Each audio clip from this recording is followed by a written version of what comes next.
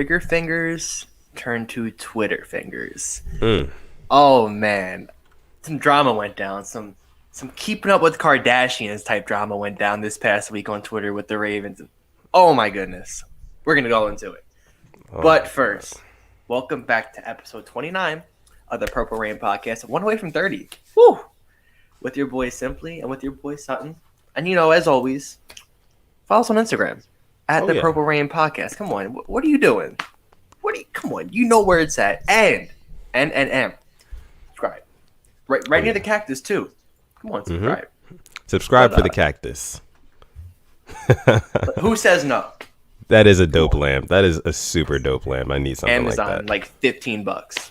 But how are you doing today? On this Thursday. It's a beautiful Thursday. Hey man, I am doing well. Let's see. Yeah, like K-Dog says, what's good on this Friday Eve? Man, I think Ravens fans, we're kind of we're happy, we're excited that there's news coming out. But the news that's been coming out is just kind of like, I don't, it kind of stings in some ways. And we're going to get all into it. First, I want to go ahead and address the Rain gang that's already in here. Starting with our guy Cam Neal is in here. Rashard Herring is in here. Let's see. Andrew Sakara is in here. Our guy K-Dog is in here. Spiritual Dub. Boz, Darius the Official, Chris, Darius Simmons. We're all in here. Everybody. Our guy Rush is in here. Lunch break hot take, says Rain Gang. Shout out to the lunch break hot take. Make sure you guys go subscribe to their channel as well, and all of their social media. They're another awesome Ravens content creator as well. Now let's see who else we have in here. Sheesh, yeah, all you guys are in here. Yeah, J Prime, K Dog, Dr. DD, 2K crossover, my guy. Welcome back. Yeah. Welcome back, everybody. Hemo 4, Click 1. What's up, everybody? Tony Burns. I try to get to everybody. Got to get to everybody. We're a big family here. Everybody eats. Yeah. You know this. Yeah. Okay, who it is. Everybody. Whole gang. The whole Rain gang. So, how are you doing, though, Alex? I didn't even ask. My rude self. All right. So, I'm wearing a soccer jersey today. My favorite team, Arsenal. Yeah. My heart rate, I shouldn't have the pains I have for being 22 years old. Between all the sports teams I like, I pick the ones. I have to make it just hard on us sometimes, and it really sucks. But they won. But I'm good. How are you doing? I mean, it's been nice. Nice weather here. It has been pretty nice. The last couple of days, it was it's been pretty nice weather. Some people would say the weather's been breaking, but I don't know. I feel like this is that tricky weather. You know what I'm saying? You go outside and this 45 to 50 degree weather, and you mess around, go outside without a jacket on. Next thing you know, you're sick. So be careful. This is that be careful weather. But I think spring is right around the corner. So yeah. Hey, maybe Devon Johnson, Rain Game. Maybe we'll hit 1,000 in the spring. Because you know what happens when 1,000, we get that live podcast, me and you. And can't wait. And real quick, while you're here, I actually just dropped a J.K. Dobbins highlight video. So I'll link it, when the stream ends. So got something else to watch, some Ravens football to watch after the stream. Come on. Absolutely. Make sure you guys go ahead and check out that J.K. Dobbins video. Y'all know what we got to do when it comes to Simply AS10's video. First of all, real quick housekeeping. Make sure you go subscribe, to his channel, Simply AS10. Also, make sure you follow him on Twitter or Instagram, Simply AS10 on Twitter, and the L is a capital I. And also, Simply AS10.prod on Instagram. Thank you. Yeah, I mean, I'm still trying to get that regular Simply AS10 at. Like, do we have to have a YouTube boxing match for it? Because I'm with it. I want that at really badly. That'd be hilarious. But where can they find you? Tell us. You can find me on Twitter. You can also find me on Instagram at SuttonDef. Reach out to me, DM me, follow me, chop it up with me. I love talking with you guys on Twitter and Instagram. It's, one of my favorite things in the world. Just discussing with the Rain Gang, going back and forth outside of this podcast. So with that being said, shout out to all you guys watching right now. If you are watching live right now, make sure you like the video. We say this every time. We say it every time. We're going to keep saying watching. It.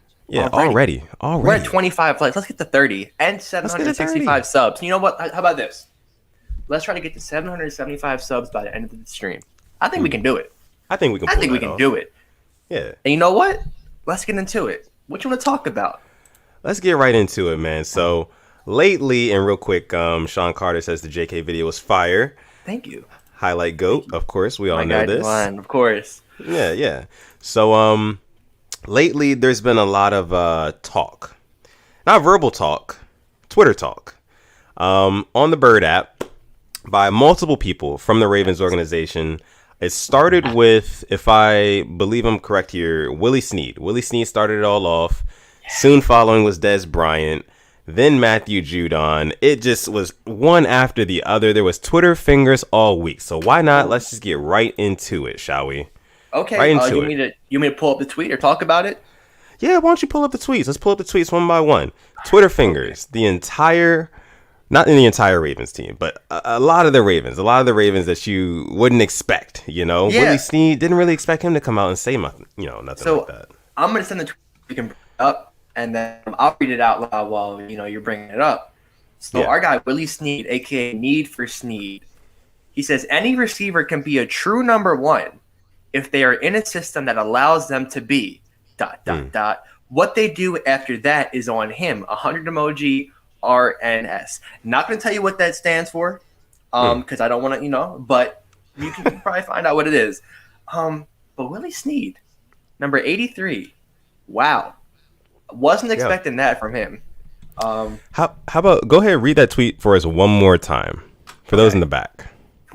Any receiver, anyone, even Chris Moore, can be a true number one if they are in a system that allows them to be ... What they do after that is on him. Okay. It's like, I see what he's saying, but at the same time, it's like, no. Like, you can't give Chris Moore 100, targets and expect him to come up with the same stats as Devontae Adams. You just can't do it. You know what I mean? There's levels to this stuff for a reason. You know what I mean? Like Meek Mill said, he said Twitter fingers, and he said there's levels to it as well. Yeah, there's definitely levels to it. So but I agree from the standpoint of like he said, it's what they do after the opportunities are given to them. If you make the most of those opportunities, and yet yes, you can be a number one receiver. But obviously, Willie Snead. But I think there's some underlying things that he's really saying here. Now we know that Willie Snead is most likely going to be off of the Ravens team by the time the 2021 season starts up later this year. So it's kind of like an encrypted message. He's basically saying it's the system's fault, right? He's saying it's Greg Roman's fault. Am I off about that, or is that what you're getting from it as well? I'm getting the same thing, and it kind of hurts. Willie Snead's been one of my favorite Ravens since he came here, and I liked him in New Orleans, which sucked. I mean, if we look at his numbers, the 1 year I think he broke out, he put up really, really good numbers with the Saints.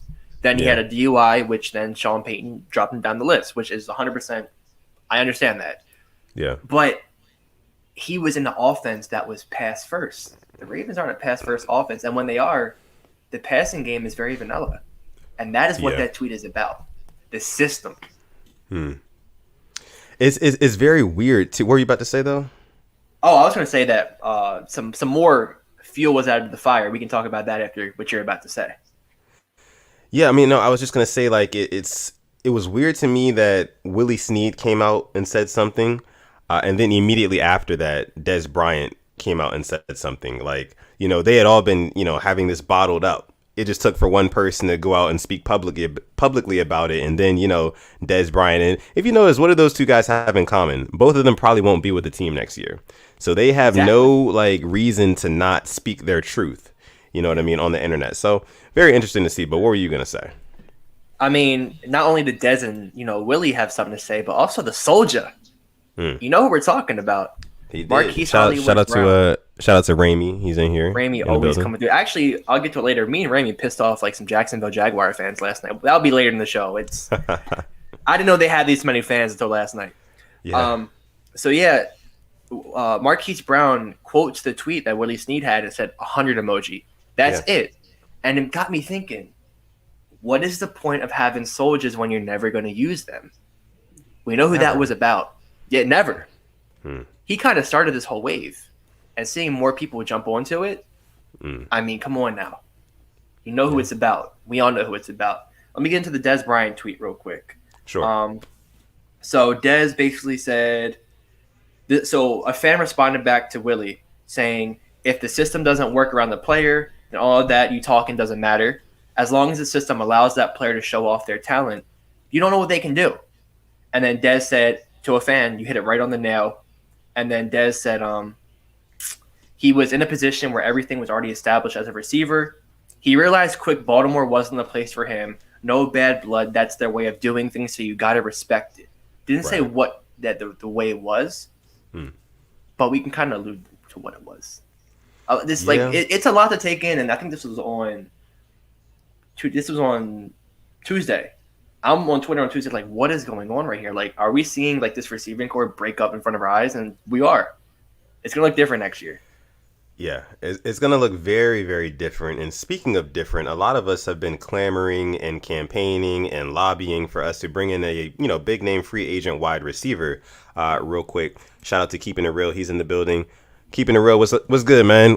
Appreciate you for coming through. Make sure you guys go and subscribe to his channel as well.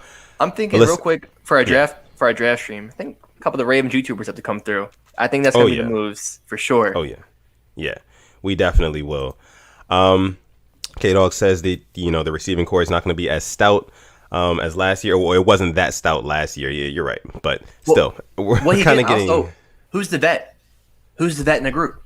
Yeah, you're right about that. You're right about that now. Maybe, hopefully, maybe. I don't know. But here's the thing about a Corey Davis. Here's the thing about an Allen Robinson. Here's the thing about a Kenny Golladay. With this information coming out from the receivers that are already on the team...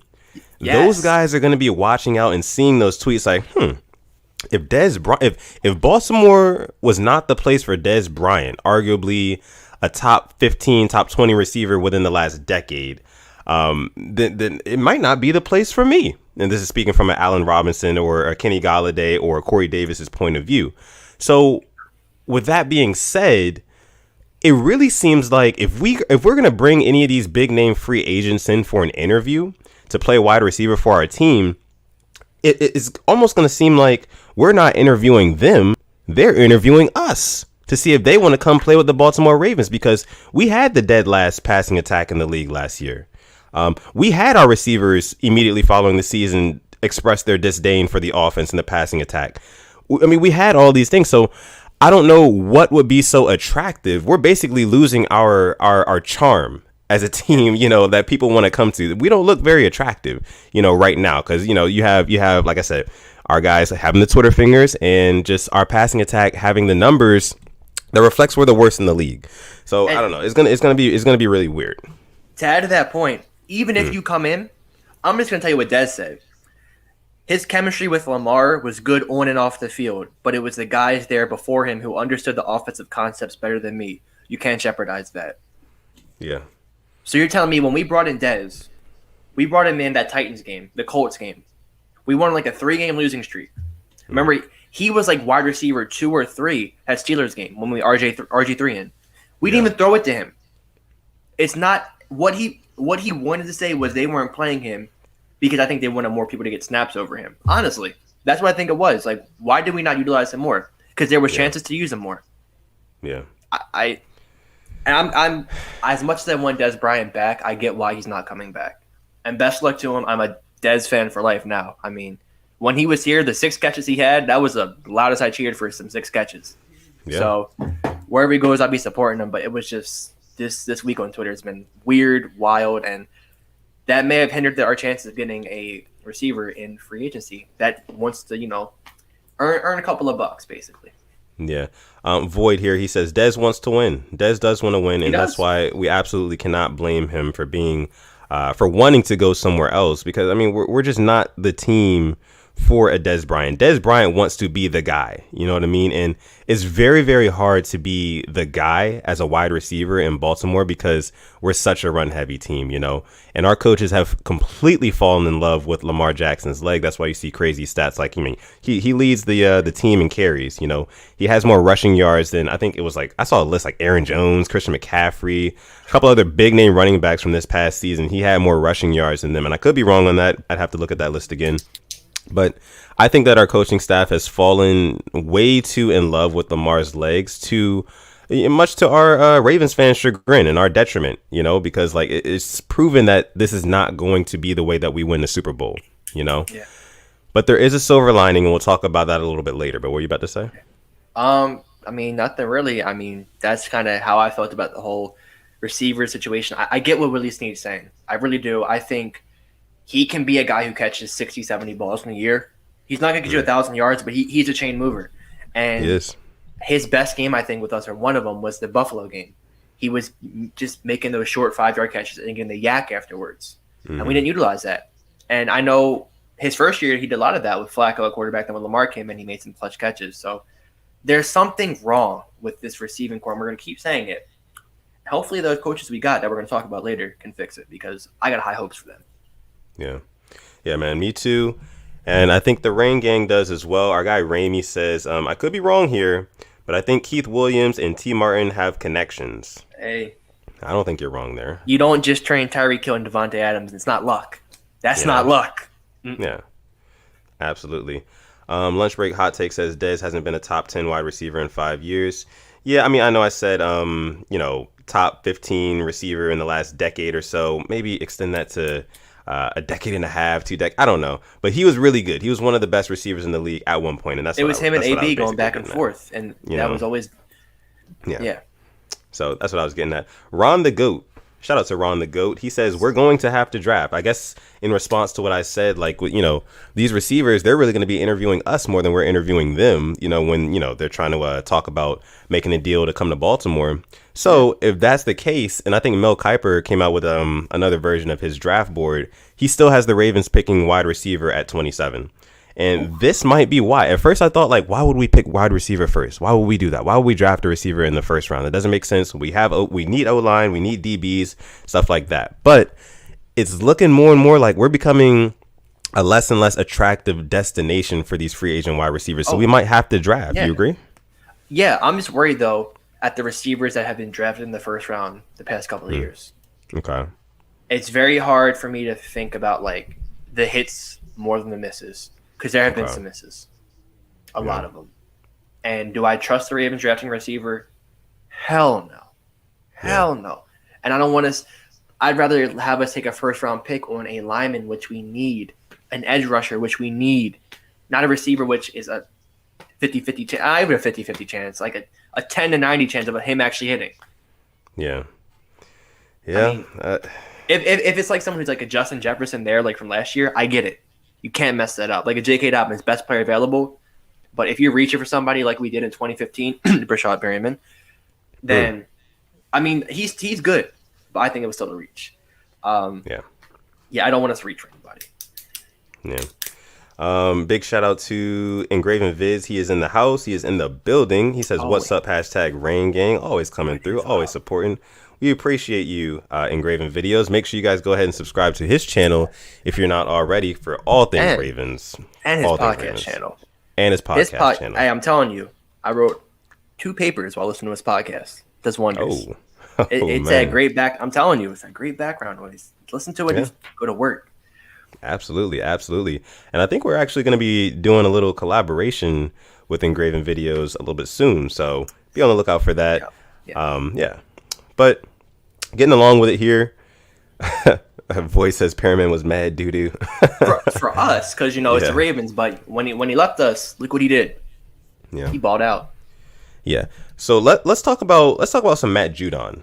Why don't we? So we've talked about we've talked about receivers. Let's talk about Matthew Judon. And let's keep this one PG-13. Hopefully, let's just because Matt Judon, he took it to a different level.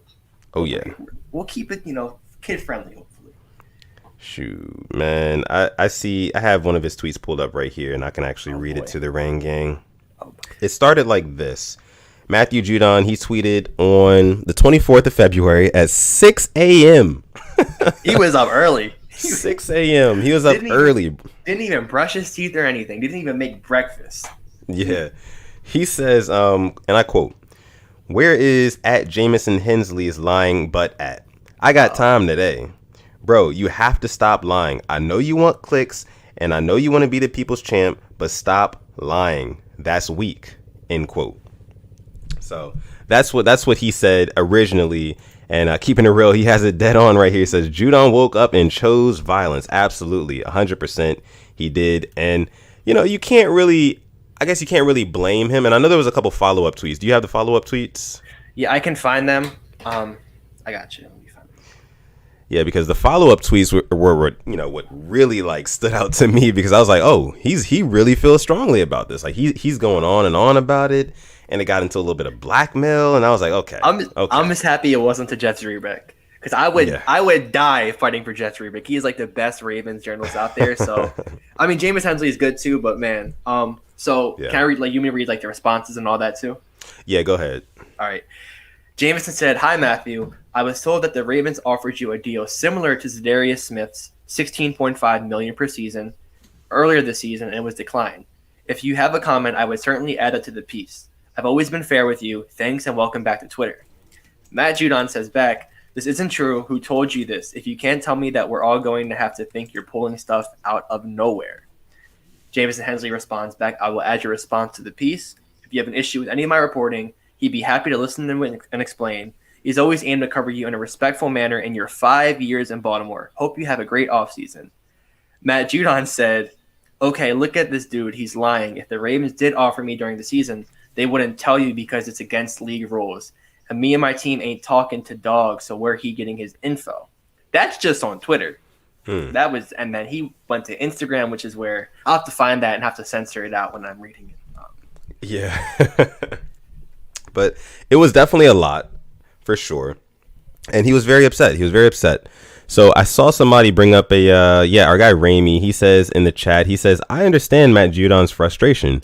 He could have handled it better, yes, but that is the second time this offseason that he's been lied on, so I got to have some empathy for the guy." Yeah, man, absolutely. If you keep getting lied on and, by these guys who have influence, Jameson Hensley is an ESPN reporter for the Baltimore Ravens. So if he's coming out with false information about you, then yeah, you have every right to speak up and like challenge him back on that same platform and say like, "Hey, no, you're lying. This is wrong information. Check your sources, my guy." Am I right? I'll be honest. I think in the NFL aspect, outside of Adam Schefter, ESPN has lost it.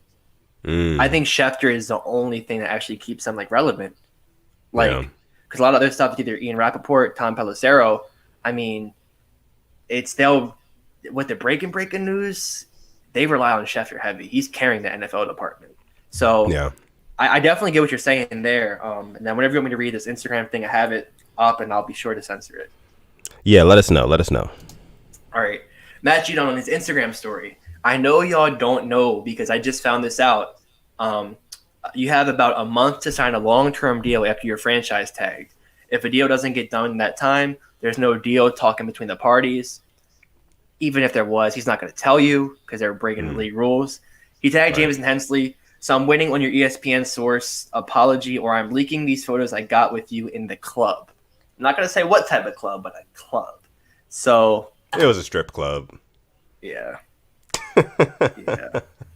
So yeah, pretty childish. Reminds me of like some high school drama. Like really, yeah. I mean, he took it to the next level, but I didn't think it needed to get to that level. That's the only area where I'm like, come on, Judon. When I saw that, I'm like, come on, bro. You're a whole professional athlete. Like professional, emphasis on the professional. Like just reach out to the guy. I know you're upset. I know you're mad. You made your original tweets, which were cool, fine. If you want to call the guy out on his lying and stuff like that, then sure. But anything beyond that, I just feel like, reach out to the guy, message him, call him. I'm sure. I know he follows you. Exactly. I'm sure you guys can get into contact, get into communication, and you can just let him know, man to man, like, hey, if you're going to report something on me that you're not 110% sure is true, you can at least come to me. If I was Judon, I would be like, listen, you can literally come to me and ask me if something is true or not. And I will tell you the truth before I let you go out and just lie on my name all over the internet, because that's not right. What sucks for this is that Jameson Hensley is a great reporter. Yeah. There's been reporters who have royally messed up. Jason LaCanfora. Yeah. He has never gotten this type of anything. He said John Harbaugh was in the hot seat. He said he was about to get fired in 2018. We're in 2021. He's still the head coach. Yeah. So their reporters get it wrong, and I guess it depends how much of that person looks on social media.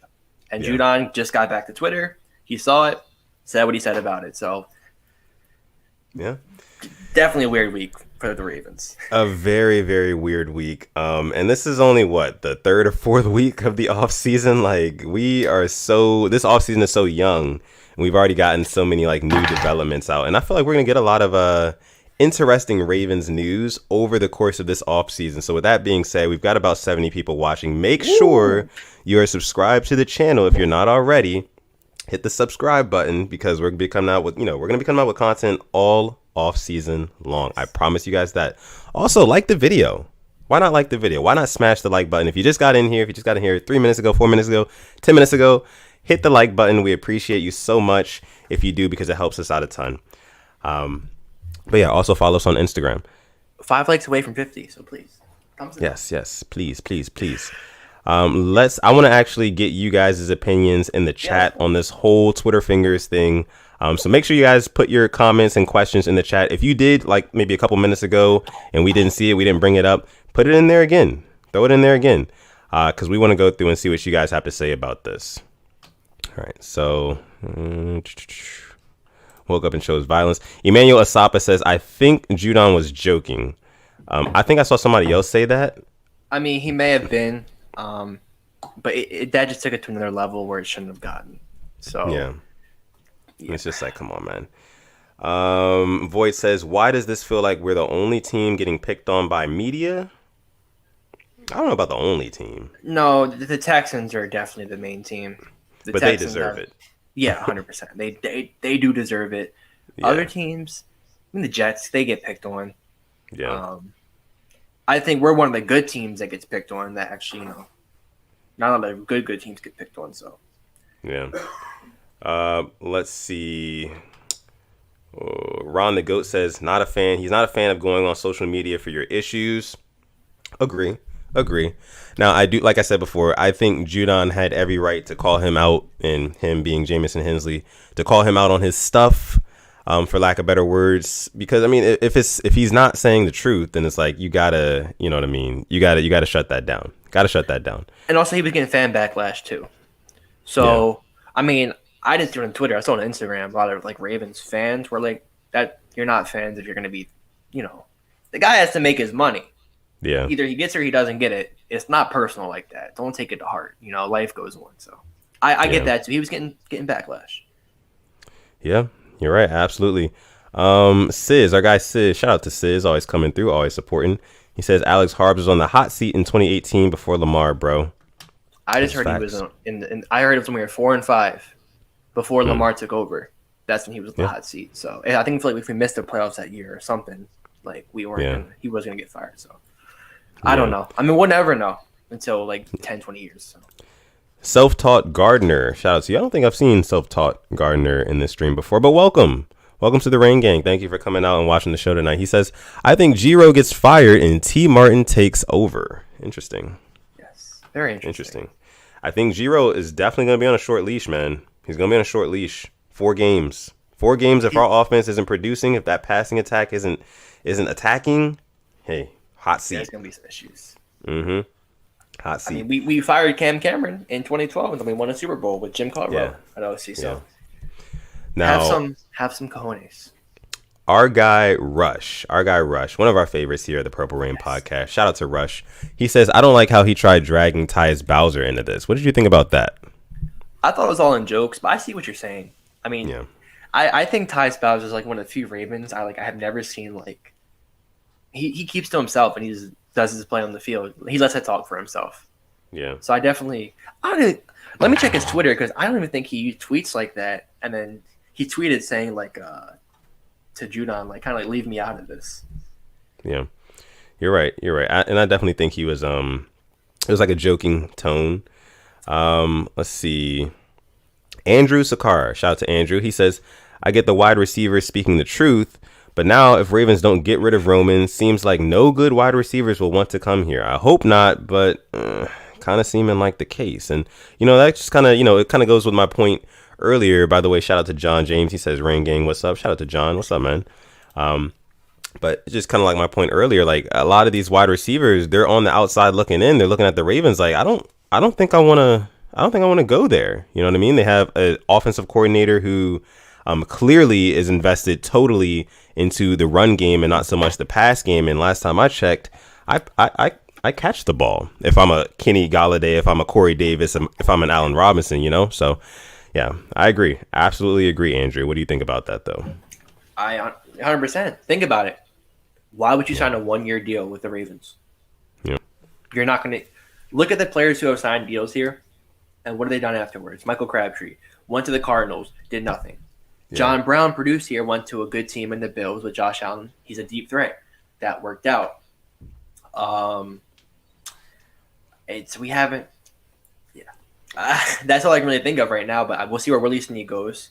But yeah, it's like this is a place for your receiving core to die. Baltimore for you. Let's see. John James, he just got in here. He says, I just don't want the passing game to be dead last again. Hey, man, none of us. We've talked about it. If the running game is top 5, and the passing game is middle of the pack, the team makes it deep into the playoffs. Hemo4 says Greg Roman should be demoted, not fired. He has decent running plays. And Tyler Sugard, he actually responds to that. I think he says, we can always use Greg Roman's run plays in our new offense if we fire him. So, what do you think about that? I mean, as a run game coordinator, because we just hired a new running backs coach. We didn't hire him. We moved him up. We promoted him. Yeah, promoted him. But I like the idea. Because obviously some of his running schemes have been, immaculate in the past couple seasons here in Baltimore. The blocking as well. It's like poetry in motion. So absolutely. So it's tough. It's tough. And like I said, he'll be on a short leash. I wouldn't mind if we kept him around just for like the run plays and stuff like that. But I feel like if we're going to demote him, we're probably going to just move off of him completely. That's just what I think. I don't think. I mean, you never know. What team would take him as their offensive coordinator? Probably nobody after seeing what our passing, because there's not a lot of run-heavy teams in the NFL that will want him. Yeah. So, yeah. Yeah, absolutely true. Devon Johnson says, defund the defense. Hashtag defund the defense. I don't know about that, man. I don't know if we should defund the defense. We need to defund some of them coaches. Yeah, I think. Yeah, Roman. The defense right now just needs the edge rusher and just some. And you can get what we need. What we need on the defense, I think we can get in the draft. Edge rusher, depth at corner.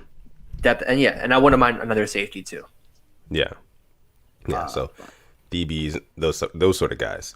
Let's see. K-Dog, our guy K-Dog, he says Harbaugh, he shows his allegiance to all the bad coaches.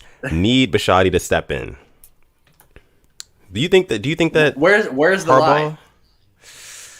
Where's the lie? See, this is where us as Ravens fans, we get a little bit uncomfortable. You start talking about Harbaugh, it's like, dang, bro. I will not get uncomfortable with this subject. I know you won't, man. But it's I don't hate him necessarily. I just wish he was the Harbaugh that we had his first 5 years, who was ruthless.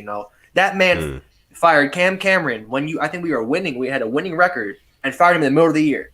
Like, that takes balls as a head coach. Yeah. You're right. He does show allegiance to his guys. That is something that we've seen over the last couple of years, and hopefully, what were you about to say? Mark Trestman, Marty Morningwig. They were here for. I honestly think, like, after Kubiak, we saw what Flacco could do with Kubiak.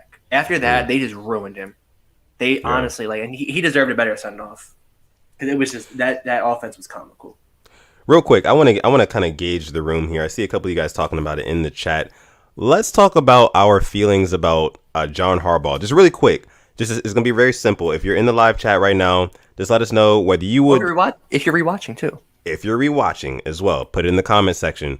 Would you like for John Harbaugh to stay, or would you like for John Harbaugh to go? Which one? For me, I would like him to stay. I think Harbaugh's a very good coach. I just think that he needs to. There's something in here. I feel like he's still growing as a coach. You know what I mean? He's not going to be done coaching anytime soon.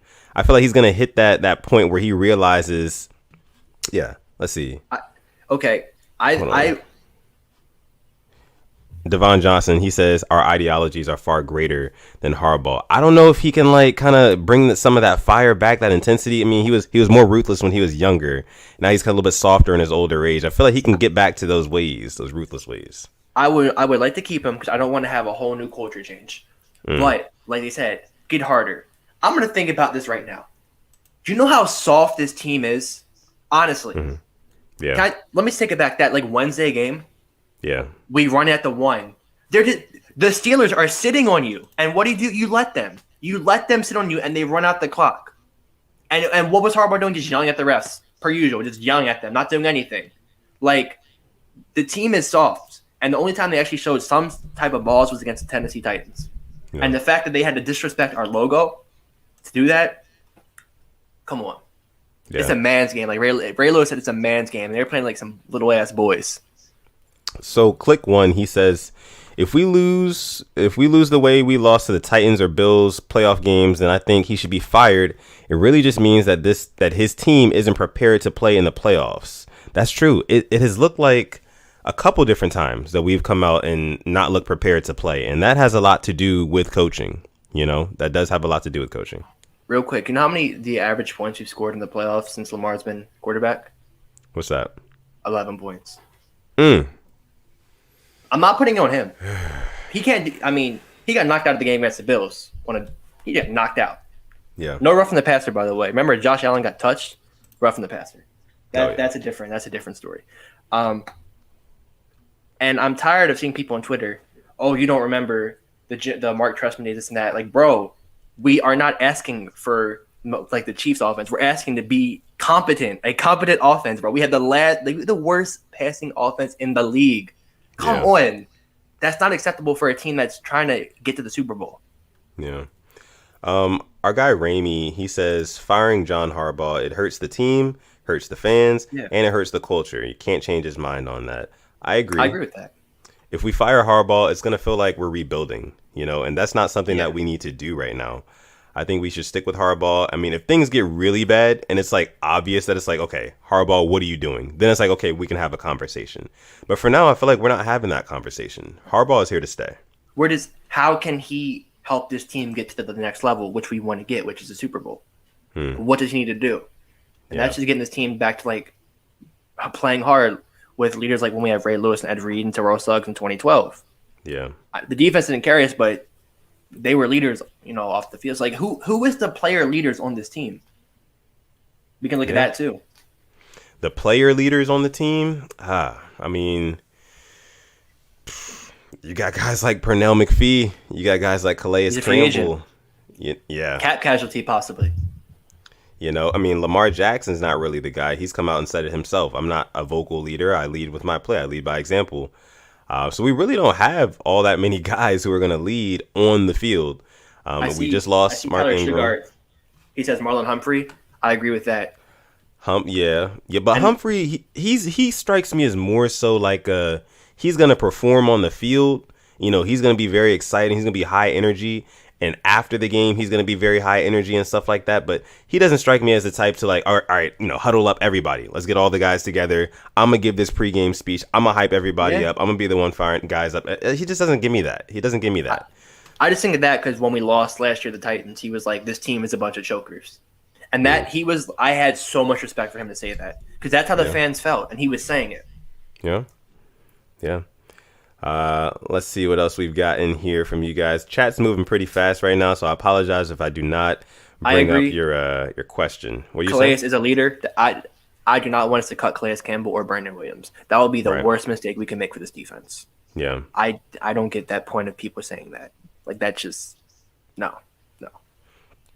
Yeah. Let's see. All right. Andrew Sakar, he also says, the things that drive me crazy about Harbaugh is his loyalty to the bad coaches, and also he hates the coaches that challenge his job. He also hated the alpha players. He wins Super Bowl and gets rid of them. Another interesting. This might just be me. When he plays Andy Reid, the Ravens. It's like he's like, oh, you helped me be who I am today. Take this win. Yeah. That's just how I look at it. When we've played Andy Reid the past couple of times, the past 3 years, like we don't look like the Ravens that we know. Yeah. And like you said, like Andy Reid was crucial for the development of John Harbaugh. So in a lot of ways, Andy Reid just simply has his number, taught him a lot of what he knows. And in those situations, when we go up against a team like that has a head coach like that on the other side of the field, contingency planning is everything. You have to have an A plan, a B plan, a plan C, plan D, E, F, G, H, I, J, K, L, M, N, O, P. You have to have all of these things in place in order to beat, the guys that came before you. Like, because they're going to know what you want to do because they taught you what to do. You know what I mean? Like, they taught you. So, yeah, I would like to see. I look at that. He went 28-3 up in the Super Bowl against his own brother. He had absolutely just the foot in his throat against his own brother. And they had to turn the lights to even make it a game on us. Like, that's all they knew. It's just that fight. Like, that old Harbaugh was like, right. And I even think about it. I'll go back a couple. Like, he would get in the players' faces that, like, were not, like actual players. I saw last year in 2019, Richard Sherman got up in his face. Like, we want to see more of that. Because that you're leading by example. Yeah.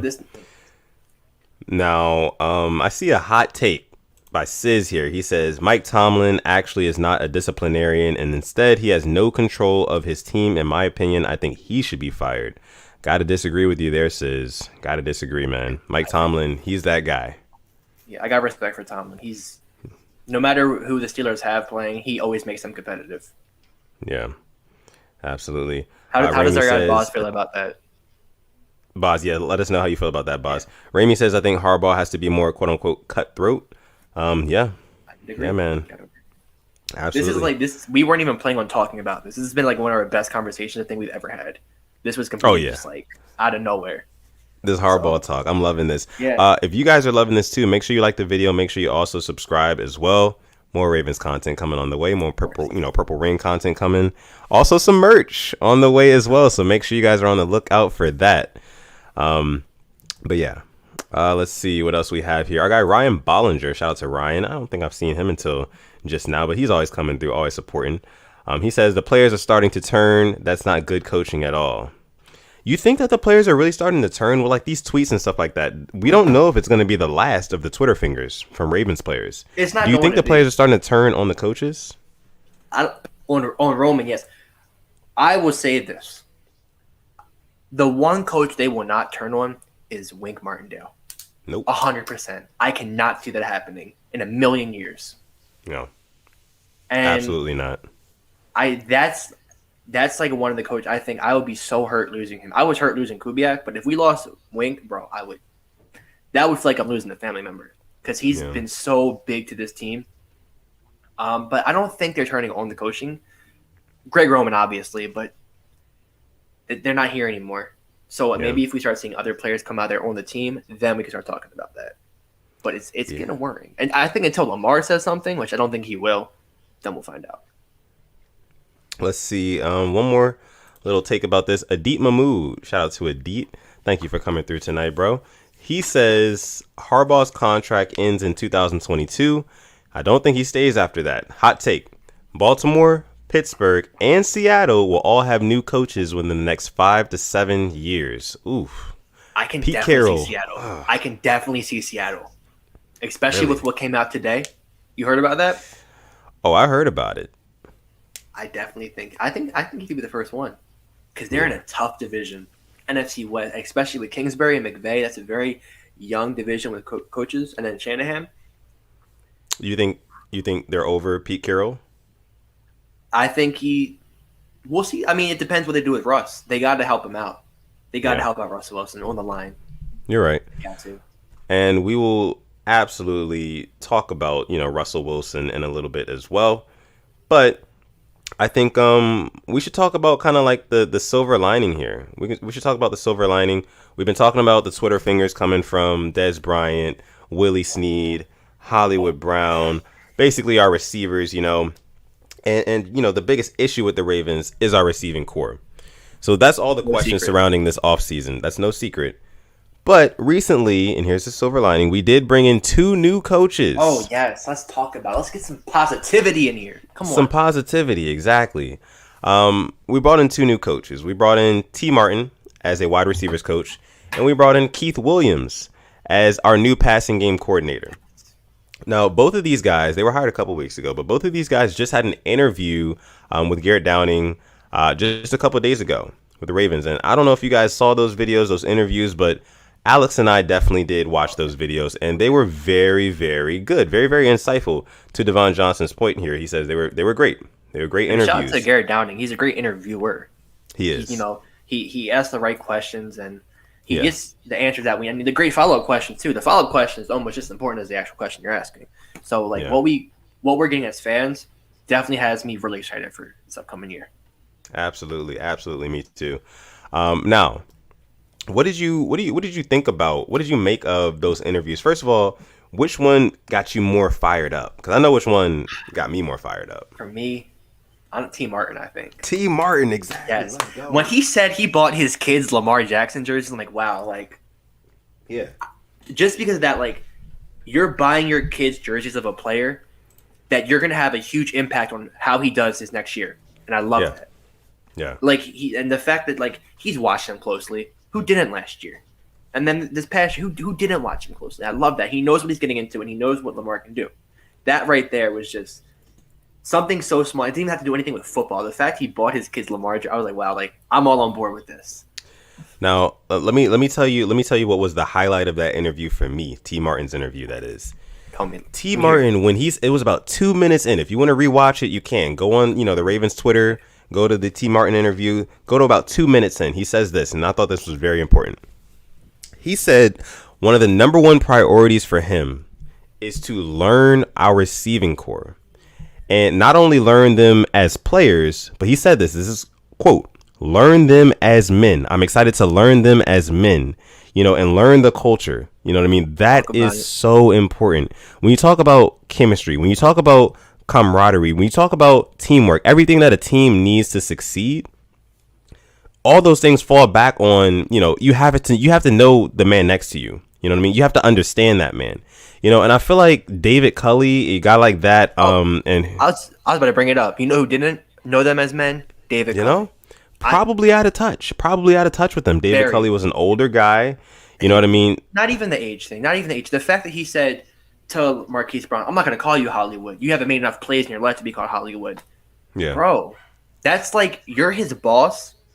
Imagine talking to somebody under you telling him that. That probably hurt his confidence right there. You haven't made enough plays to be called that. Yeah. Yeah. That's not what a coach does. It's one thing coming from us. You know what I mean? Just saying that. We're not talking every day working with them. I was like, really, man? But the fact that, and then we can get into Keith Williams too. I liked a lot of what he said too. So we can get on that next play. That's a great play. They're not players. They're people too. And the fact that we get to know them, that's when the potential. That's when we'll start seeing them just grow. Right. That I feel like we'll definitely see a lot of good progress from our receivers. A lot of our guys like Devin Duvernay. I think Hollywood Brown is going to take that big step up next year. Hopefully we can get Mark Andrews schemed open. However, even with the double teams, Prochet, hopefully we can get him on the field, have him see some more snaps. Best hands on the team. Yeah. But T. Martin, man, that interview, it really gave me a lot of hope, for what is to come with this Ravens wide receiving core. Whether or not we go out and we draft a big name wide receiver or not draft, but we go ahead and sign a big name free agent wide receiver or we draft a guy. I feel like either way, these guys, T. Martin and Keith Williams, they're gonna ascend. They're gonna basically make us better. And keeping it real, he says it here, Williams and Martin have me excited, very excited to see what they can do. Absolutely. 100%. Absolutely. I mean, how can you not be after what we've seen the past couple of years with receivers? Yeah. Can we go into Keith Williams real quick? Talk about him? Him? Yeah. The fact they asked, how did you help Tyreek Hill and Devontae Adams? He's like, I know what they were good at, and just improve on it. It's confidence too. Yeah. It's just try to become better every day is based on what he was telling, and that's what. It sounds so cliche, but coming from a guy like him, knowing what he's done with them, the receivers, those are 2 top 5 receivers he's helped. No matter how, I'm not saying that one's one, one's the other. They're top 5 right now in the way they play. That right there, how can you not get excited with that? Yeah, he's bringing a new, fresh idea into the team, into the organization. Yeah. And Christopher Swain, I mean, he plays football. He knows it best. He says, yeah, coaching is more than just teaching the right technique. It is creating a relationship with your players as a person, as a man. Yeah, Absolutely. speak from Absolutely. experience. You could even see, like, just having somebody in there to, I don't want to say like somebody in there to just make you better, who's there to make you better. And you kind of saw it in Des Bryant. Once Des Bryant came into our locker room, you had guys like Miles Boykin He stepping stepped up. up. You know what I mean? It was like, and I think that did have a lot to do with Des Bryant being in that locker room. So Oh, just that 100%. presence, that presence. There's no. Remember earlier in the year, Miles Boykin and Lamar Jackson were so off chemistry. Oh yeah, Lamar was throwing it, and Miles Boykin didn't even make his cut back. it was disgusting. Like, and the only catch I think he had for a couple of weeks was from Sam Cook. I'm pretty sure. Yeah. From against Washington. So like when Dez came in, he had the catch against the Cowboys, that long touchdown catch, the Jaguars, the Bengals one, which was beautiful. He turned into a different type of animal when Dez came. So that is like to see, and if the coaches have that type of an effect on everybody, oh my goodness, Yeah. that's saving them right now. Those two coaches, I don't know how they got both of them, but I am happy as heck. Absolutely. I think they made the right moves. This is big. It's very big for, the Ravens offense. And a lot of people, of course, aren't talking about it right now because, who's covering, the Ravens got a new wide receivers coach. The Ravens got a new passing game coordinator. Nobody cares. Nobody cares except for us. The same way nobody knows that we got Rob Ryan as our linebackers coach, which can be Right. huge for Quinn Harrison. Exactly. Huge. And that's just saying the least. But our guy, let's see, long flight for 20. Shout out to him. Ravens fan, welcome. Welcome to the Rain Gang. He says T. Martin talks about teaching them boys that mentality, that dog mentality. There's no way this is your first time watching because we always talk about that dog mentality here. It's either it's not your first time watching or it is your first time watching, and we already have that chemistry with each other. So welcome to the stream, man. Thank you for coming through. Ramey says, Alex, everything you said is facts. Bro, I try. I mean, we're mostly Ravens fans here. We just want to see our team win. I think I'm a fan that I'm going to – if we lose, and I can tell we gave it 110%, like that game against the Browns. As much as I would have hated to lose that game, and I know we did everything we could have won and we lost, I'm not going to get mad over the team. I'm just going to get mad at the result. So we just want to see our team win, honestly. Yeah. Click One says, hot take. T. Martin will turn Miles Boykin into a Julio Jones type of receiver, and the Ravens will have a receiver with at least 900 yards in the 2021 season. Julio Jones? Julio Jones has the dog mentality. I don't know if Boykin has that all the way like Julio. Wow. Hey, man, if Boykin gets 900 yards receiving, wow. Yeah, that would be amazing. That would be amazing. Can you imagine? That would mean a lot of yak. That would mean a lot of yak yardage. That would be as surprising as, I know during the season we had one of our viewers, correct the game score exactly. That would be as surprising as it would be. Wow. Yeah. We'll have to save that one. I'd be Definitely. surprised if he gets 500 to 600, to be honest. But 900? Yeah. Ramey says, do not put Boykin in the same paragraph as Julio. I get it, man. I definitely get it. Yeah. But, so, talked about T. Martin, Keith Williams, talked about the Twitter fingers. We're going to get into our question segment soon. Not yet, but soon. We have one more thing to get into, then we'll get into our question segment for you guys. So get your questions ready, whether it be about football, whether it be about anything. Let us know. Like you said, 75 people in here now. Let's have some controversy. Let's have some hot takes. Why not? More hot takes. I'm loving the hot takes. And I see Void has one here. I just want to address this real quick. Hot take: Boykin will turn into a DK Metcalf next season. You guys got a lot of faith in Miles Boykin. We'll see. Man. Yeah, wow. We'll see.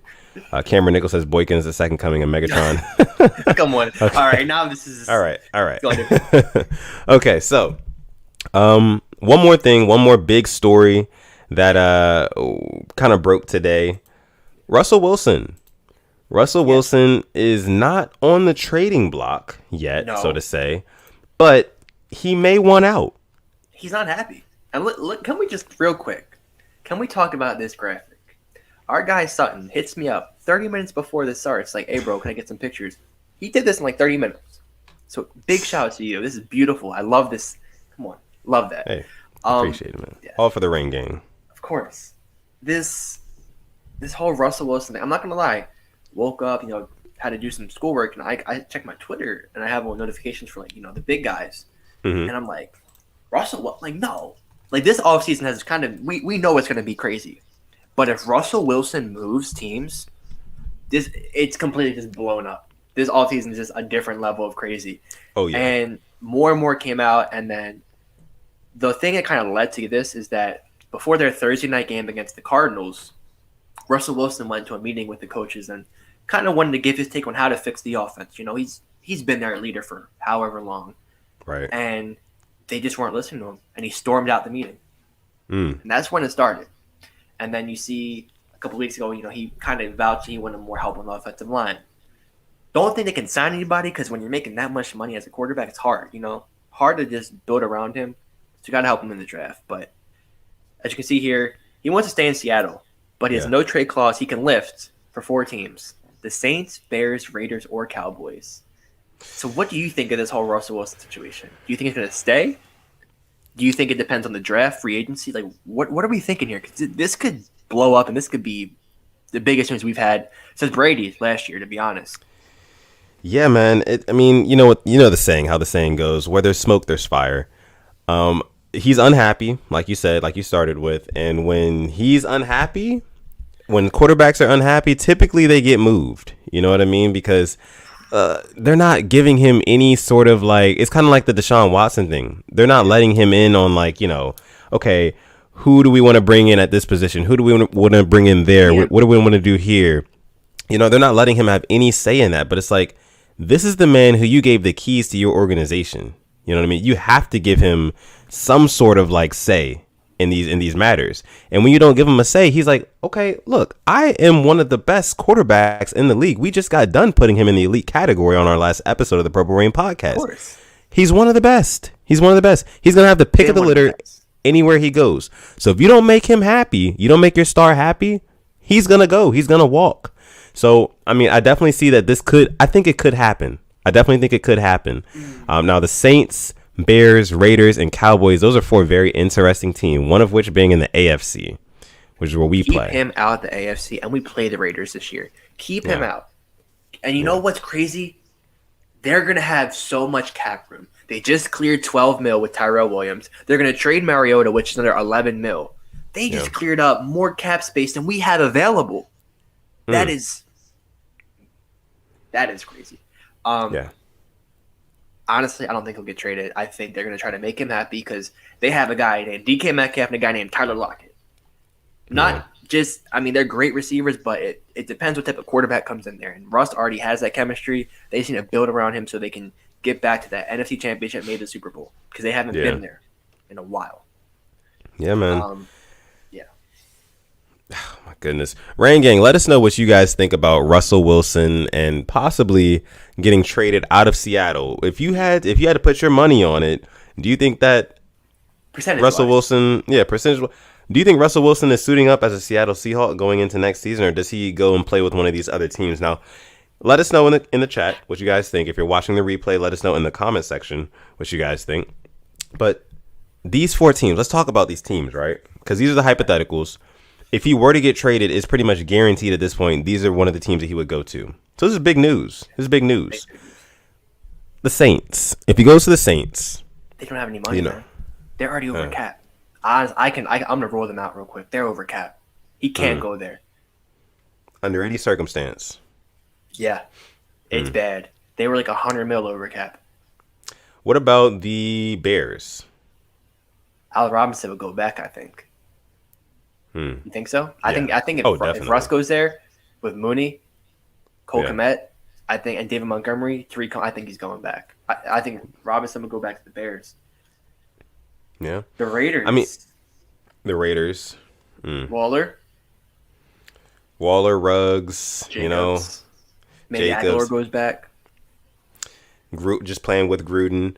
It would be interesting. It would be very, very interesting to see him come to the AFC. At that point, I feel like I feel like the conferences are kind of lopsided at that point. You take Oh, Russell Wilson out the 100%. NFC, you put him in the AFC with Patrick Yeah, Mahomes it's and Josh Allen, Lamar Jackson. It's just like, oh my goodness. It's like all of them versus Aaron Rodgers and Tom Brady, I guess. You know, that would be pretty crazy. notice who he didn't say. Matt Stafford. I had to get in there. Had to get it in there. You and your Matt Stafford shade. Yeah, man. Let's see. KLA Sports, he says Russ is not going anywhere, but if he does, I think the Bears are the best fit because they have Cap and they have a talented team. Yeah. Can you imagine? And that would make the NFC North like just fun to watch. So much fun. Because you would be looking like that would bring the Bears, Packers like back. I would say, yeah, you get Russell Wilson versus Aaron Rodgers twice a year. Don't get no better than that. And then I mean, hopefully the Vikings with Justin Jefferson, Dalvin Cook, can maybe get back to at least try to challenge for the wild card. And then the Lions with Goff, I'm not too sure how they're going to go, but it'd be fun to watch for sure. Yeah, it would definitely be fun to watch. Unknown Goat says, don't forget about Hunter Renfrow on that Raiders offense. Can't forget about him. Clemson guy. Stat Padford. Pat Statsford. Oh, man. Oh, man. We love you guys. You guys are hilarious. All the jokes here, all the jokes. Yeah, definitely. Let's see. Our guy Ramey says, how much better do the Cowboys get if they get rid of Dak for Russell on top of the picks they would have to concede? How much better are we thinking? Honest, I mean, I think that they get substantially better. Honestly, I do. what about the defense? I mean, you saw what their defense was when Dak was fighting. I'm fighting for my life the first 4 games last year because their defense could not stop anything. Yeah. I still think Dak. I think they should re-sign Dak. I mean, you saw what happened when he went out. It would take a while. That's the thing. I mean, yeah, they should re-sign Dak. That would be the right thing to do. But hypothetically speaking, if they were to get Russell Wilson, I think that Russell Wilson gives them a better chance to win than Dak does, just naturally. I mean, if you take 100%. the situations as they are, if you just replace Dak with Russell Wilson, Wilson's better than Dak. He takes more risks. You know, he's not afraid to take those risks. He's been there. He's done that in every sense of the word. He's won a Super Bowl, been to 2 of them. Should have won 2 Super Bowls. I mean, listen, man, I definitely think that Russell Wilson makes the Cowboys better. Can you imagine, like, he goes from Aaron Donald chasing him 2 times a year to Chase Young chasing him 2 times a year? He just couldn't win there. He could not win. Can't win. Tyler Sugar says Russ to Amari Cooper, Michael Gallup, and CD would be crazy. That's scary. Yeah. Absolutely. I feel like they can clear a cap with Ezekiel Elliott, man. I mean, I don't know what his numbers are looking like, but I think we're seeing his final years in Dallas. Yeah. Devon Johnson brings up another point here. He says Russ controls time of possession. Defense gets to rest. That's true. I mean, Jalen Smith and Van Der Esch had a really bad year last year. And another point here, he says Cowboys O-line has to be healthy as well. Absolutely true. Same issue they got going on in Seattle, you know. You think coaching affects in there with McCarthy? It's like yes and no. I feel like with McCarthy, if he gets a Russell Wilson in, his mentality with Russell Wilson will be different than it is with Dak, you know. You're gonna have, you know, a Super Bowl winning quarterback already. It's gonna feel like the Aaron Rodgers days. Let this guy do him, you know. Let Russ cook. Russ cook. That's the motto. That's the motto. Let Russ cook. Yeah. So, tons of football news, and there's just so much coming out. Absolutely, tons of football news. I see somebody in the chat talking about Asmodeus is talking about draft stuff. Asmodeus, he says McChickens as well. Shout out to Asmodeus. We appreciate you for coming through. We appreciate you for supporting us as well. Draft stuff is coming soon, guys. Draft stuff is coming very, very soon. We know you guys have been asking us week after week, you know, about these prospects. Free agency has to come first. It does. It kind of does. But we're going to get into all the draft stuff, so make sure you guys stick around for that. Make sure you like and subscribe as well. Esco City G says, I'm late to the party. Yeah, man, you're a little bit late. But it's okay. Come on. You got time. Yeah. It's okay. What you about to say, though, bro? Oh, nothing. I'm just looking forward to what the ranking has to ask us. And then if they want us to talk about anything, too, we can do that. Yeah, so right now we're going to go ahead and get into our question segment, guys. If you guys have any questions for us about the Baltimore Ravens, about the Purple Rain podcast, about the NFL in general, about the NBA, about sports, about life, about music, about food, about anything, about this or that, anything, anything, guys. Anything. Let us know. Drop it in the live chat. If you're watching the the replay of the live stream, hello. We love you guys just as much. And drop your question there.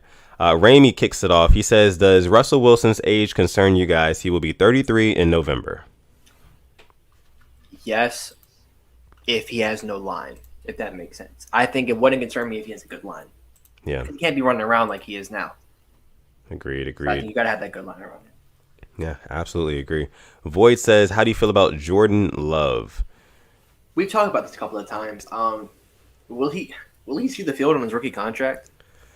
I mean, he might not, and I feel like that's okay. You know, like if you have the opportunity to learn under one of the best of all time in Aaron Rodgers, then hey, do that. They drafted you. Exactly. They didn't draft you to like come in and like start immediately. Like, hey, we have Aaron Rodgers. Sit under this guy, learn from him. He was very good in college, you know. As long as he could, he'll hit the ground running. I feel like, you know, when he does finally get his opportunity, because he'll have had so much time waiting in the wings. You know, I feel like he'll definitely be good. That's how I feel about Jordan Love. I feel that. Yeah.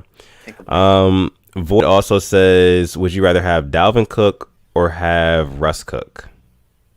The guy who's been in the playoffs multiple times. Having Russ. Yeah, I'm gonna go Russ for sure. KLA Sports says, hot take: Saints trade 2 first-rounders and Marshawn Lattimore for Russell Wilson. That will make them substantially better. The rumor was they want 3 firsts, which is like steep. You know, that's like these. Yeah. I don't think so. Yeah. Let's see what else we have here. Void says, are we going to talk about Orlando Brown? Orlando Brown. Real quick. I mean, there's some rumors that okay. There's some news. Yeah. Bring it up. So I'll bring it up. So this is what I was talking about earlier. How me and Raimi kind of pissed off some Jaguars fans. Like I said, I didn't know there was more than 2 left. Let me pull it up. So basically, real quick, my guy Raimi, you're not following him on Twitter at Hoodie Raimi because he puts out some Raven stats. Orlando Brown's pass protection starts at left tackle. 389 snaps, 0 sacks, 0 quarterback hits. And we're getting called crazy for winning a first round for him? Come on. Yeah. Yeah. It's like the man showing you he can play right tackle very well, and he can play left tackle even better. So it's like, yeah, we won a first round pick. Absolutely.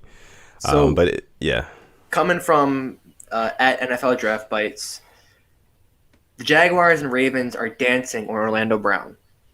So talking about a trade, I'm like, okay. I'm like, maybe Charco first and the third. And I had Jaguars fans say, I don't understand trade value. LOL, LMFAO. Real quick. We got Calais Campbell from you for a 5th round pick. I'm trusting Eric Costa no matter what he's trading with the Jaguars. I know he'll fleece them again. He's not scared to. But what do you think? Say it's the Jaguars? What do you think is realistic? What do you want? Swap first? Their first? What do we think? I mean, because they have the 25th or 23rd pick? I can't remember. It's one of those. But 23rd, I think. Yeah. Like you said, man, Chark, I feel like we're going to finesse a player. You know, we got to. And if it can be a wide receiver like him, cool.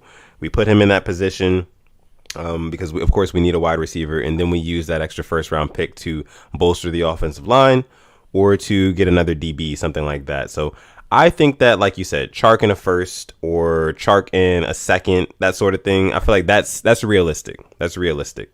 I wouldn't mind that. Maybe Orlando Brown, like a 3rd or a 4th, can maybe get some more draft capital out of them, I'm hoping. But we'll see. Yeah. We'll see. Love West says, did you guys see the Henry podcast? I sent you this video earlier. Yeah. He was on Bussin' with the Boys. And Derrick Henry was kind of talking about the Ravens versus Titans rivalry. And what I mainly gathered from it was they were kind of walking back on the whole, like, oh, we went out on their logo. They were saying he was saying basically, hey, we do that all the time. We go on people's logos. We do this, we do that. It's like, okay, it's like, come on, bro. Right. That makes it right.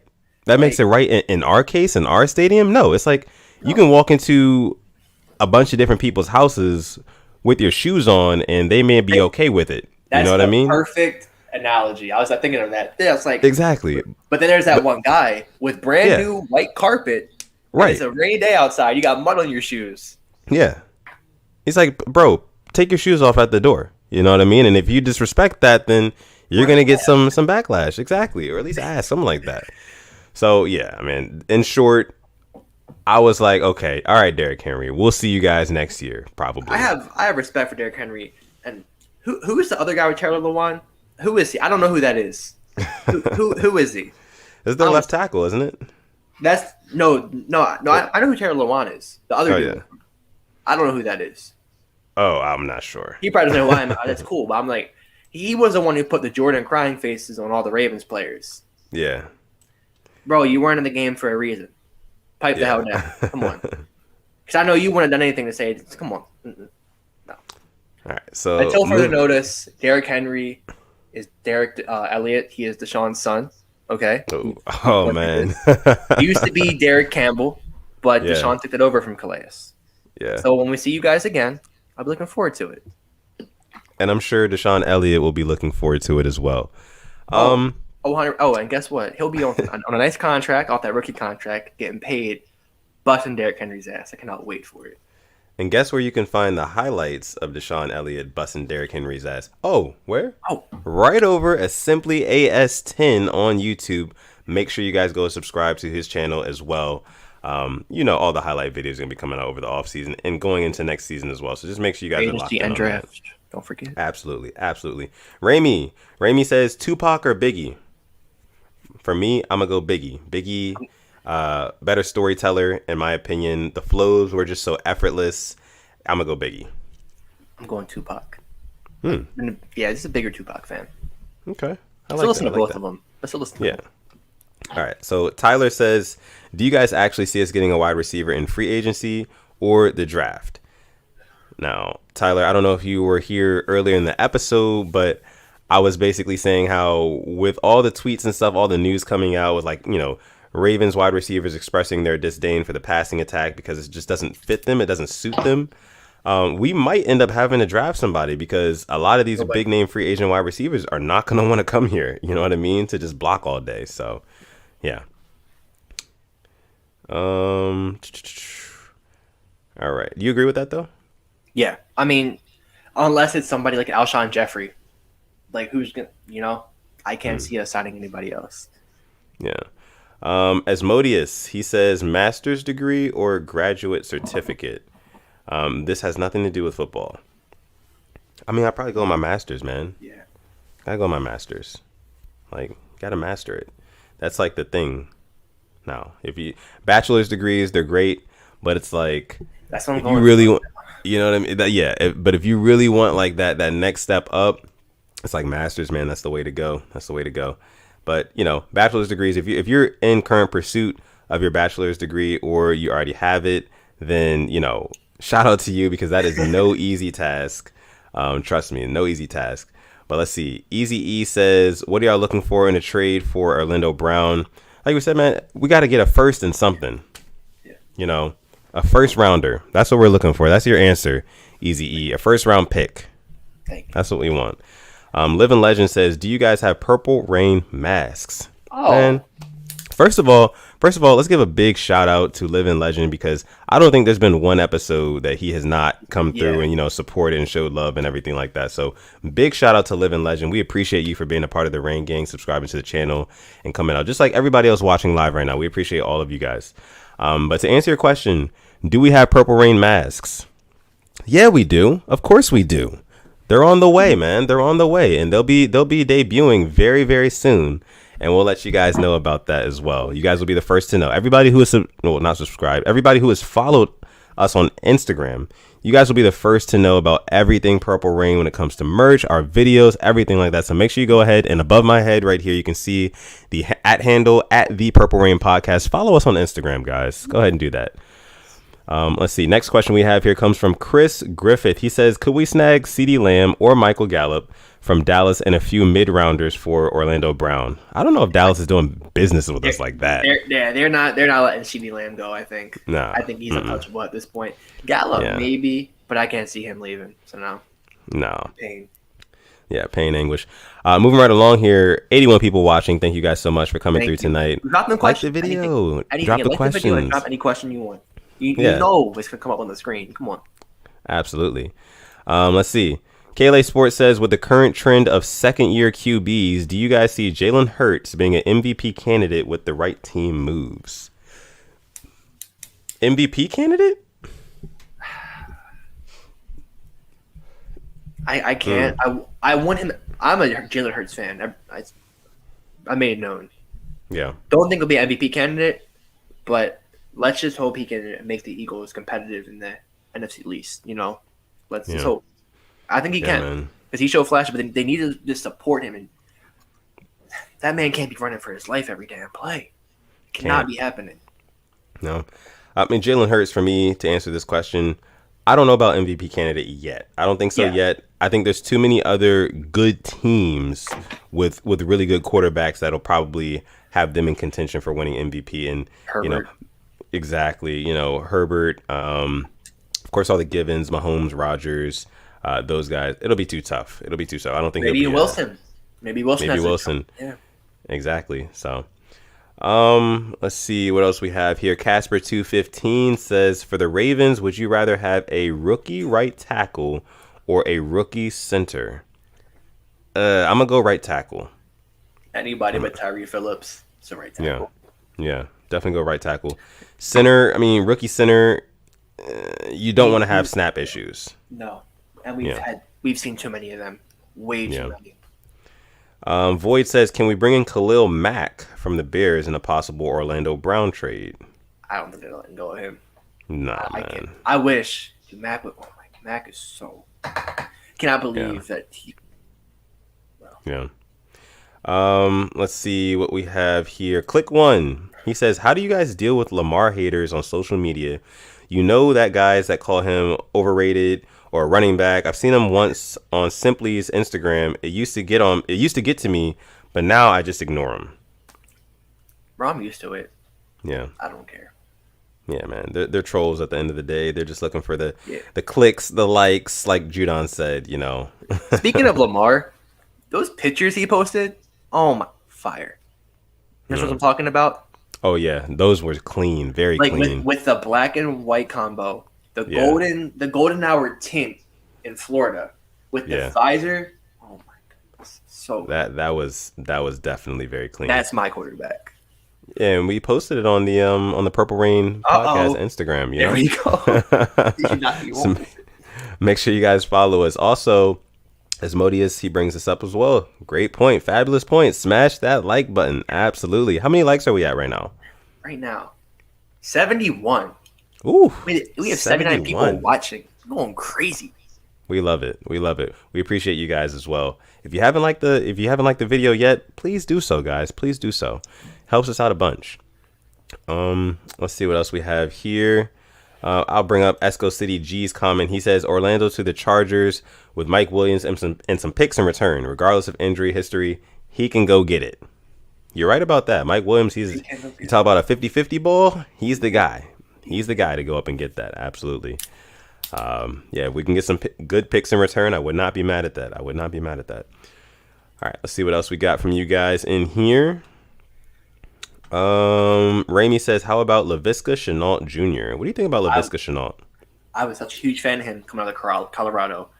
Mm-hmm. Oh, my God. He is a monster. I think he's Devin Duvernay on, crack. He's so good. I think the Jaguars want to utilize him at this point. I mean, they try to do things with him, but with Gardner Minshew quarterback, he's not really that quarterback that they're going to be worried about him if it's an option. I would love to have him on the Ravens, but he's a second-year player. Do you think they'll be willing to part ways with him and trade him? Ooh, perhaps. I mean, if they're trying to fast-track their way to success, then maybe they move off of Laviska Shenault. In return, they get something else that can just immediately help them out. But I honestly don't see them doing that. I see them holding on to Laviska Shenault, at least for the time being. I see them holding on to him. We'll move along, though, unless Real you have quick, something else to say. Yeah. I see Ramy said one day with triple digits. We actually hit over 100. It was, I think, our leading up to the Titans game. We had like a bunch of Titans fans in here. Yeah, So that was many. They fun. were trying to troll us, this and that. After that time, we never saw him again. You can wonder why. They just never came back. Yeah. One of them came back, and I had big respect for him. I think his name was like Rodney Langford or something like that. He came back. We told you, you remember. We remember. We remember you guys, like all of you guys. Chris Griffith, he also says bone in or boneless wings. I think we answered this before. We've been. Yeah. But I mean, my answer was boneless wings. And I know you guys might get on me for this, but listen, man, and this is just like when I'm out and about. If I'm at the bar or something like that, a restaurant, I'm watching the game up top on the big screen TVs, I want my wings boneless, so I don't got to worry about, looking at the wing. And next thing you know, I missed Lamar Jackson throwing a 50-yard pass to Hollywood Brown down the field because I'm trying to figure out which part of the wing to bite. No, man, no. I like my wings boneless when I'm out and about. Now, bone-in wings are good if I'm just, chilling in the house, not doing anything, I'm just chilling eating. I'll take the bone-in, but mainly boneless. Have a good video playing on YouTube. Yeah, why not? I mean, that's where it's at. Exactly. I think, like I said, bone in when I'm in the house, boneless when I'm outside the house. Right. It's all chicken at the end of the day. Let's see. Asmodeus says, who will be MVP next year? Oh, that's a good question. See, with the way the NFL is, we got to say a quarterback because they won't let anybody else. Oh yeah. I feel Derrick Henry should have had more votes for MVP this year. I wouldn't have picked Rodgers last year this time, to be honest. Shoot. MVP next year? I'm gonna say I could honestly see these three guys. I could see Pat Mahomes. Obviously. I could see Lamar Jackson. I honestly could. Okay. I really could. And I could see Kyler Murray. I could see him taking that next step. We saw him tearing up the league in the first half of the season. Second half of the season, he kind of cooled down a little bit. I know he was dealing with some injuries and stuff like that too. I feel like with a whole offseason, to rest and recover. Also, another offseason just to learn that offense, more chemistry, building more chemistry with DeAndre Hopkins and the rest of those receivers. Kyler Murray could be very, very dangerous next season. So, dark horse MVP for me. My dark horse is Herbert. Okay. I got all the faith on Herbert. I really think I think if he gets them to, if they win the AFC West, he's MVP. If they take down the Chiefs, I think he's MVP. Obviously, Mahomes, Josh Allen, I think he's coming back with a. I can't see anybody taking them down in the AFC East. Maybe the Dolphins, but there's still a lot of work for Tua. Yeah. You know what? If our wide receiver coaches and our pass game coordinator, Williams and T. Martin, if they get our receivers right, I'll put Lamar in there too. That's just making sure the receivers are, competent. Yeah. Let's see. Next question comes from Cameron Nichols. Says, I know Patrick Queen will never be Ray Lewis, but do you guys think Patrick Queen will come close to CJ Mosley level? Hey man, if he can make that jump from rookie season to sophomore season in terms of like the mental side of the game, so just improving his instincts and stuff like that, he could be even better than CJ Mosley eventually. I think he could. Talk about it. Yeah, man. Yeah, I hope so. It's Patrick just the coverage Queen. The coverage just has to improve. He's a scary player, man. And listen, we're talking about our guys who are just coming off of their rookie season, and we talk about this all the time. They came off a rookie season with no OTAs, no training camp, no preseason. Dude, you know what I mean? That's so big. It's huge. He got thrown into an NFL game that actually mattered, his first ever game. That's insane to think about. Yeah, absolutely. 2K Crossover 21 says, can you guys do a mock draft? We will. Pretty sure we will. That we will. Spiritual Dub says, most underrated rapper. Ooh. Underrated. I'm gonna go Jay Critch, honestly. I'm Jay thinking Critch. Jay Critch hood fave. fave. Yes. Okay. If you guys haven't listened to Jay Critch, make sure you guys go ahead and check him out as well. Um, Most underrated rapper? I don't know. Underrated. I mean, I would probably say, and this is like a wild card here. This is not like my favorite rapper by any means necessary, or might not even be the most underrated, but just somebody who I feel like does not get enough like credit for what they do in the rap game. I don't know if you guys have ever heard of Lil Dicky. Okay. You guys ever heard of Lil I Dicky? can get behind this. Talk about it. I could get behind this. That's my guy. 100%.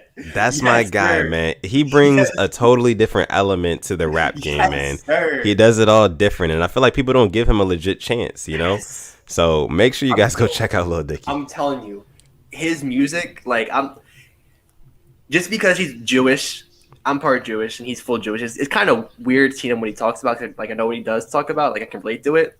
Yeah. I never would have thought you would have said Lil Dicky, to be honest. Never would have thought. Yeah, man. Absolutely. And his show is fire. And his show is just on Hulu, Dave. Dave, yeah. If you haven't checked out Dave on Hulu or FX, then definitely go check that out. Absolutely. Boz, Haskins MVP, of course. We love you, Boz. Haskins MVP. I love that from him. That's hilarious. Chris says favorite restaurant. Got a lot of restaurants I like.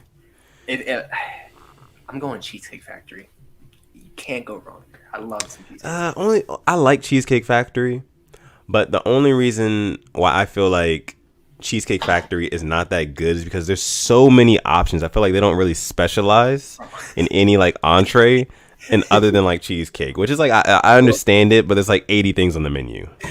And it's so dark in there, you can barely even see the menu in the first Exactly. Place. You got to bring out your phone flashlight and just to read the menu. Speaking of, oh, go ahead. I was just saying, like, their fish and chips is so that's their fish and chips goes crazy, and the bread they give you too. Both of them. Fine. I remember I got something like really stupid at a Cheesecake Factory like not too long ago, probably like a year and a half ago. I got it like it was like a chicken parmesan like pancake looking thing. It was weird. It was super weird. But you know, like that Cheesecake Factory menu, there's like I said, like 1,000 things on it. So I saw like something like chicken parmesan. Okay, I like chicken parmesan. I just ordered it. Wasn't the greatest. But speaking of restaurants, though, have you been to the restaurants like sort of like the more modernized ones, millennial driven ones, if you will, that have like the QR codes on the table? They don't have physical menus. I have. Those are lit. I like those. Okay. Have you been to Iron Age? No. Okay. Has anybody in the chat been Iron Age? I mean, that's kind of like recently. That's not been like, oh, like there's nothing to do. We can go there. It's Korean, and you can cook in front of you. It's super, super good. It's all you can eat too. Let's see. Rodney Langford, he's still here. He's watching, the Titans fan. He says, even though you guys like... I'm walking off here. I'm walking off. Rodney! Hey, bro. We were just talking about you. Oh, my gosh, dude.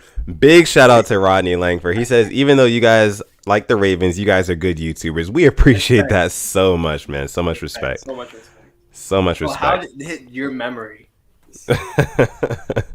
Let's see. Voice says, will we see a defensive MVP this year?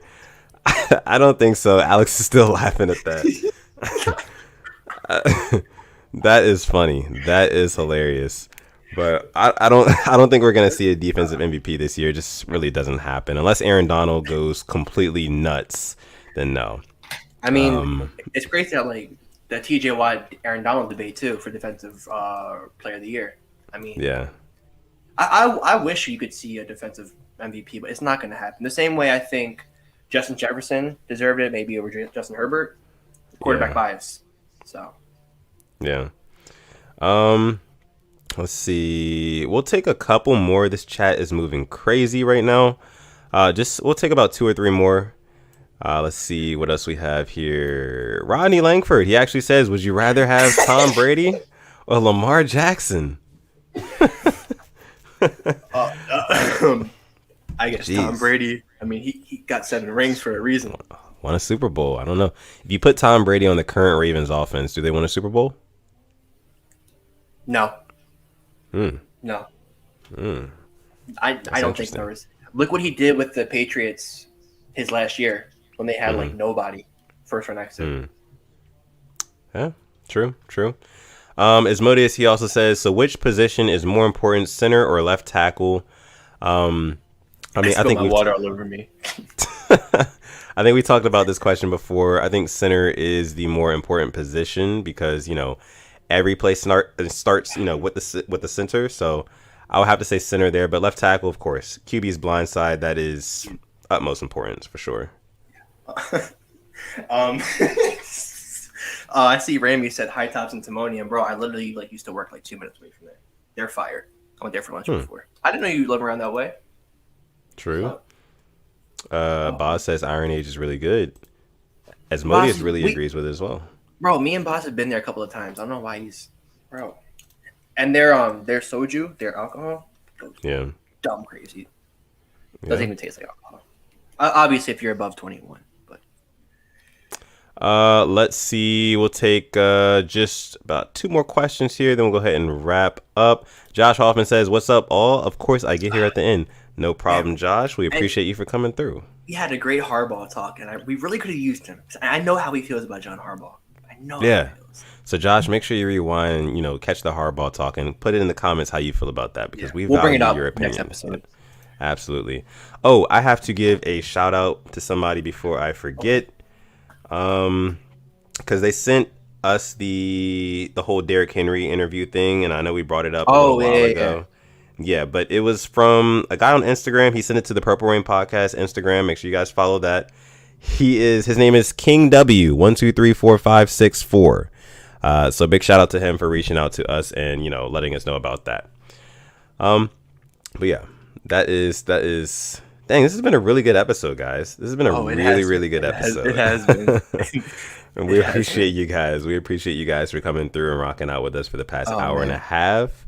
I think we'll end it on this. We'll talk about Click One. Click One says, if y'all think about it, Lamar Jackson and Deshaun Watson have had the same careers. They both have 1 playoff win, have some pretty good seasons. Lamar just has an MVP, and he's also hated on more than Deshaun Watson. Yeah. I mean, can you imagine DeAndre Hopkins with the Ravens? Just imagine. Goodness. Imagine those 50-50 balls, 50-50 balls that Lamar threw up to guys like Hollywood or Miles Boykin that ended up getting intercepted. Those might have been either probably deflected passes or catches by DeAndre Hopkins. You know what I mean? He's the type of guy, he's going to go up and get it. So, yeah, man, if you give Lamar Jackson one of these guys that is a star receiver, you'll start to really see why Lamar Jackson is that dude. And of course, us as Ravens fans, we know that, and we know it really well. But a lot of these other people, they need reminding. So we'll see, guys. Man. We'll see. I think that is going to do it for tonight, guys. I think that's going to do it for tonight. Rodney also says, love the content. Rodney, we love you. We love you, Rodney. We do. We do, man. Yeah. So, yeah. Again, thank you guys so much for coming through tonight and watching episode 29 of the Purple Rain Podcast. We're going to leave it here. If you're watching the replay version, hello. Make sure you leave a comment. Like the video, guys. Subscribe to the channel, too, if you have not already. We have a goal for tonight. I don't know if we reached that goal, but we have a goal. Please check. Of course. We're 1 away. Oh, no. We're at 769. We're at 7. I'm sorry. We're at 6 away. Oh, okay. 6 subscribers. We need 6 subscribers to get to our goal for tonight. Can we do that? I'll make Please. We're begging. There are kids starving in my basement that I don't even have right now. They said if we get 6 more subs, they're eating tonight. We need 5 more. We need 5. When we hit 770, we hit 770. We need 4 more. Listen. They want to eat. Okay. They want to eat. They have it. They want to eat, man. So, like I said, Boz says Fire Podcast. Thank you, Boz. Thank you to all of our moderators here. in the chat. We'll probably hire some more moderators soon. Yeah, we're gonna have some more moderators soon. So if we reach out to you, just know that's what it's about. But make sure in the meantime you follow the Purple Rain Podcast on Instagram. Make sure in the meantime you like this video. Make sure in the meantime you subscribe to the channel. And Click One says it costs you in 4K. It costs simply in 4K. What? I just like saying that. Oh yeah, real quick. That's pretty funny. Zach LaVine made the All-Star team, which is much deserved. So I'm a very happy person. I'm a Bulls fan. And then your Sixers beat us, bro. They beat us. Yeah. Fair play. Got to give it to you. Here we go. My Sixers, Joel Embiid, MVP candidate. We'll be talking about some more. We'll talk about some NBA stuff in a couple weeks' time. And here, we'll talk about it. We'll talk about it. I see Chris Swain says, will we have like one of the Rain Gang in our podcast? Bro, draft night. We have tons of time on draft night. We got stuff planned. Know that. Absolutely. But with that being said, guys, like K-Dog says, have a great weekend, Rain Gang K-Dog, family. Thank you. I think K-Dog should be a moderator. Oh, absolutely. I think K-Dog is definitely going to be one. 110%. He's been here since day one, episode 1. So he will absolutely be a moderator. Ramey is what I mean. Hey, look, consistent coming through. Our guy. So yeah, we're gonna talk about it, guys. But with that being said, this has been episode 29 of the Purple Rain Podcast. I am Sutton Def. You can find me on Twitter or Instagram at Sutton Def. Give me a follow. Shoot me a DM. Give me a mention, something like that. I love chopping it up with you guys on social media. So make sure you guys do that.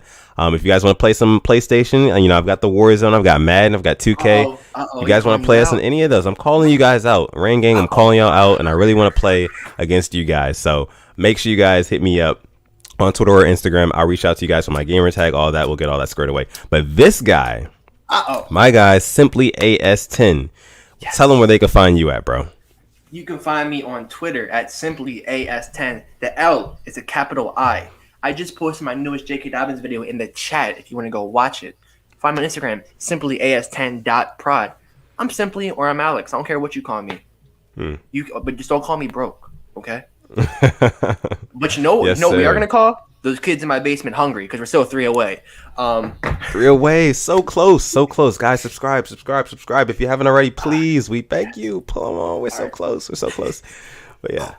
All right. Big shout out to everybody who came through, especially you, Rodney. You're my guy. I'm rocking with you. Yeah. Oh, let me just check real quick. All right, still 3 away. Okay. Do I say it? Is it time? I think it's time. Thank you for rocking out for the past hour and 37 minutes and 15 seconds and counting. I've been Simply AS10. That is my guy, Sutton Def. And we're coming back next Monday. Simple as that. If you got a problem, see me. I'm about that. Trust. The show. And as always, stay positive. Test negative. Always. That's it, man. And we're going to catch you guys in the next one. Chris Swain says, what about KLA Sports for the moderator? Absolutely. KLA is going to be one of them, too. You guys already know it. He'll be in there as well. You get a moderator. You get one. We love you guys, man. We're going to catch you guys in the next one. Peace.